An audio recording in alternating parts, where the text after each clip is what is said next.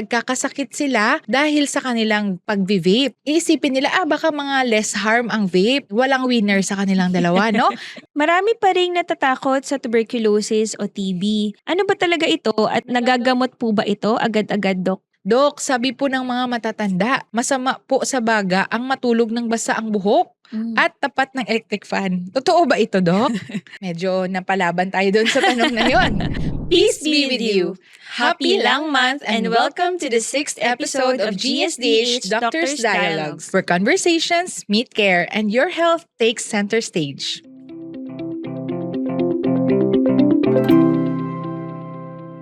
For today's episode, let's clear the air. A Lung Month talk with the Pulmos. We open a safe and informative space to discuss lung health, common respiratory conditions, preventive care, and the importance of early detection. I am Dr. Rhea Regine Mendoza.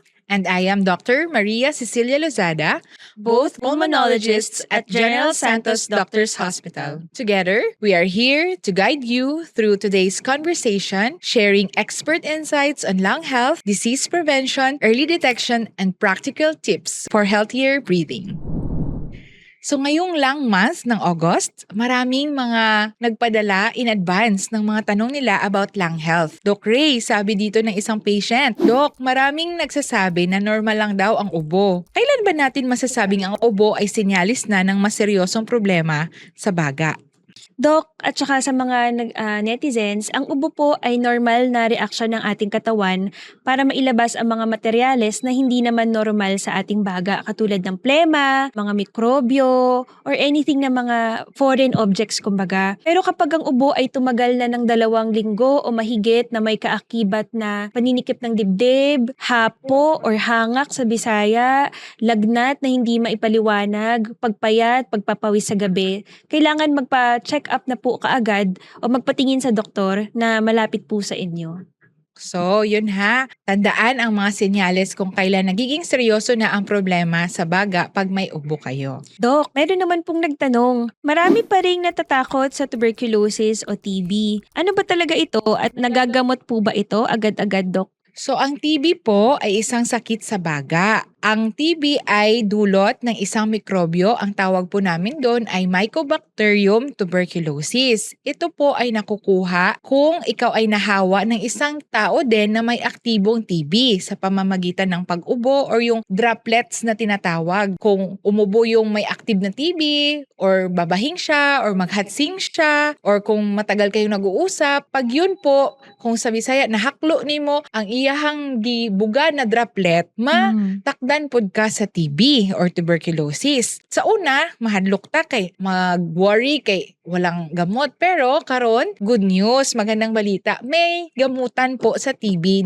lalo na po yung mga drug-sensitive TB po. Yun po ay nagagamot sa hindi lalampas ng 6 na buwan. So meron po yung mga kombinasyon ng gamutan at sa totoo lang, dapat tapusin po yung 6 na buwan na gamutan. Dahil po, pag yan po, kahit po, halimbawa, meron po kayong na-diagnose po kayo ng TB, pumunta po kayo sa pinakamalapit na health center or maging sa pinakamalapit na hospital gaya ng General Santos Doctors Hospital. Pag kayo po ay na-diagnose, pag masimulan po kayo ng gamutan, may 6 na buwan po tayong gamutan. Pag okay na yung pakiramdam nyo ng mga ilang araw o ilang linggo, importanteng huwag nyong itigil po ang inyong gamot. Dapat matapos po talaga ang 6 na buwan. Dahil po, kung ititigil nyo, pwede ito maging drug-resistant na TB. So, kung may mga natatakot pa, ang payo po namin, huwag po tayong matakot. Kung meron pong sintomas gaya ng ubo na may dalang plema na may dugo or tuloy-tuloy na pagbawas ng timbang na hindi sinasadya or laging nilalagnat, lalo na sa gabi, kayo po ay magpakonsulta agad kasi po nagagamot po ang TB at hindi po kayo kailangang matakot. Okay po? Medyo napalaban tayo doon sa tanong na yon. Ang next naman po, Doc Ray, bakit daw may mga taong naninigarilyo po nang matagal na pero walang sakit na nararamdaman? Habang ang iba naman daw, hindi naman naninigarilyo. Tama. Ay nagkakaroon ng lung disease. So yun, nakukonfuse sila, Doc Ray. Oo. So, tayo po, iba-iba kasi tayo ng, kumbaga sa English, genetic composition. Iba-iba po po tayo ng lahi. Iba po, may lahing Amerikano, European, o purong Asyano, Pilipino, Malay. So, hindi po tayo pare-pareho ng posibleng sakit kahit na po exposed po tayo doon sa lifestyle na yon. Pero po, based po sa mga studies, yung paninigarilyo increases the risk or pinapataas niya po yung chances na magkaroon po tayo ng iba't ibang sakit katulad po ng COPD or chronic obstructive pulmonary disease, mga fibrosis because of the environment, mga bronchiectasis po. At kapag nagkaroon na tayo ng mga gantong sakit, mas at higher risk po tayo na magkaroon ng mga sakit sa baga na mas mahirap po pagamutin. Ang simpleng pneumonia po sa isang pasyenteng wala naman pong sakit sa baga like COPD because of the smoking. Compared po sa pasyenteng may COPD, mas mahirap pong pagamutin yung merong COPD at mas madalas siyang magkaroon ng pneumonia. Sa tanong po na bakit yung hindi naninigarilyo hindi naman nagkakaroon ng lung disease, so wala pong kasiguraduhan yun dahil po with the smoking po na at least 20 to 30 pack years, it increases your risk also na magkaroon po ng posibleng cancer. Kung hindi po nagka-cancer, edi hallelujah po, di ba? Pero kung nagkaroon, marahil po baka dahil din po yun sa paninigarilyo. Oo. So, hindi ibig sabihin na wala pa kayong nararamdaman ngayon. Watch Yes. out. Kasi baka may nabubuo na sa loob. Tama. Oo. Agree. Kung pipili po ba sa pagitan ng vape at sigarilyo, mayroon ba talagang mas ligtas sa dalawa o pareho lang silang may panganib sa ating baga? Nako, importanteng tanong yan. Lalo na ngayon, uso po ang vape. Uso ang vape, lalo na sa Usong-uso. mga bata. Tatapatin ko na kayo. Ang simpleng sagot dyan walang winner sa kanilang dalawa, no? Dalawa sila ay puro nakakasama sa ating kalusugan. Matagal nang pinag-aralan na ang sigarilyo talagang ay nakakasama, lalo na sa baga at actually pati sa puso at sa ibang mga parte pa ng katawan. Ngayon naman, itong vape, bago pa kasi siya, so baka sabihin nila mas safe.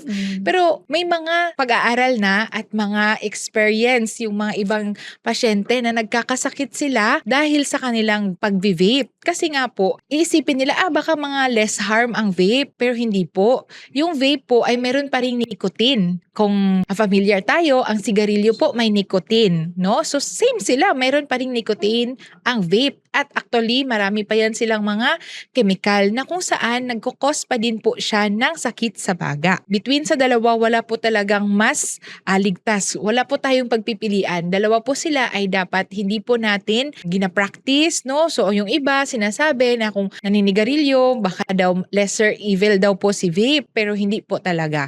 Dalawa po sila ay nakakasama sa ating kalusugan. Kaya po sa mga nakikinig o nakakita nitong video, kung kayo po ay naninigarilyo ngayon at balak nyo pong tumigil, hindi po safe na alternative ang vape, okay po? Kung balak nyo pong tumigil, magkonsulta po kayo sa amin, mga pulmo or mga eksperto para mag-guide po kayo sa pagtigil sa paninigarilyo. Yung mas safe po na paraan para po hindi din po kayo magka-withdrawal at para po mag-guide po kayo ng maayos ng mga espesyalista. Okay po? Ano naman daw yung second-hand smoke? Actually po, ang second-hand smoke exposure ay halos pareho lang po ng risk din po dun sa nagsisigarilyo. Yes. At actually sa vaping din po, may tinatawag nga ding third-hand smoke, no? Kasi po, halimbawa, nakikita niyo po yung vape, meron po siyang ulap, parang vapor. Pag yun po, magkalma siya dun sa surroundings. Pag may baby po kayo, tapos dun po siya mag-crawl, punta siya dun sa upuan na kung saan yung vape cloud or vapor na yon, dun siya dumapo.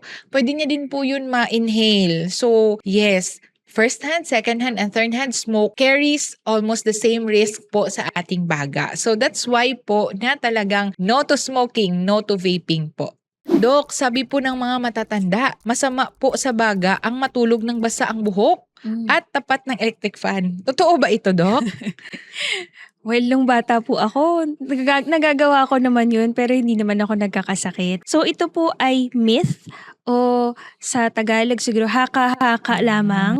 Walang kinalaman ang pagtulog ng basa ang buhok sa impeksyon sa baga o natuyuan kumbaga. Dahil ang impeksyon sa baga like pneumonia, ang dahilan po noon ay bakterya. Pwede din naman po virus. So nahahawa po yun, na-i-inhale natin yung mga droplets, kaya tayo nagkakaroon ng impeksyon sa baga. So basically, hindi po ito totoo. Kung may isang bagay po kayong gustong malaman ng bawat Pilipino tungkol sa kalusugan ng baga, ano po iyon? Parang big word ito ang kailangan Oo. nila, no? So, ang pinaka gusto kong ma-remember ninyo, maalala ninyo is dapat hindi nyo po ipinagpapaliban, hindi nyo po dinidelay ang inyong nararamdaman na related sa baga. Kasi minsan, hinihintay pa po ng ating mga pasyente na lumala ang ubo, lumala po yung hirap sa paghinga bago po sila magpakonsulta. So, dapat po, wag pong ipagpaliban, wag pong magde-delay. Kung may nararamdaman po, gaya po nung mga nasabi ni Doc Ray, na mga sintomas, na mga sinyales na hindi na po ito normal lang na ubo-ubo, kailangan po magpakonsulta po agad.